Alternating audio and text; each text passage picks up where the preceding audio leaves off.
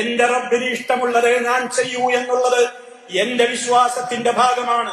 അതിനർത്ഥം എന്റെ വിശ്വാസത്തിന് എതിര് ചെയ്യുന്നവരെ ഞാൻ ആയുധമെടുത്ത് തകർക്കുമെന്നല്ല, ഞാൻ അവർക്കെതിരെ ആയുധമെടുത്ത് പോരാടുമെന്നല്ല, മറിച്ച് എന്റെ വിശ്വാസത്തെ എനിക്ക് കാത്തു സൂക്ഷിക്കുവാനുള്ള സ്വാതന്ത്ര്യമുണ്ട്.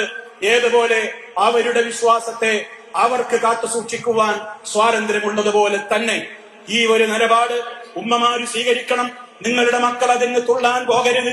നിങ്ങളുടെ മക്കളെ അനിസ്ലാമിക വേഷം ധരിപ്പിച്ചുകൊണ്ട് പറഞ്ഞേക്കരുത്.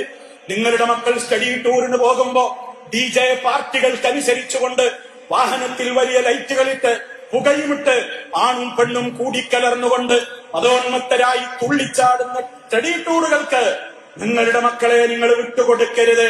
അരുത് മോനെ, നമുക്കത് പറ്റില്ല എന്ന് പറയാൻ, അത് മക്കളോട് ഉപദേശിക്കാൻ അതിന് മാത്രം മതബോധമുള്ള, പരലോകബോധമുള്ള, പടച്ചവനെ പേടിയുള്ള രക്ഷിതാക്കളും മക്കളും തലമുറകളുമായിട്ടാണ് സഹോദരങ്ങളെ നമ്മൾ വളരേണ്ടത്. ഇവിടെയൊക്കെ ഞാൻ പറഞ്ഞതാണ് പ്രശ്നം. എതിർക്കാൻ നമുക്ക് പറ്റാതാകുന്നത് എന്തുകൊണ്ടാണെന്നറിയോ? നമ്മളെ കൂട്ടത്തിന് തന്നെയാണ് അതിനെന്താ കുഴപ്പമെന്ന് ചോദിക്കുന്നത്.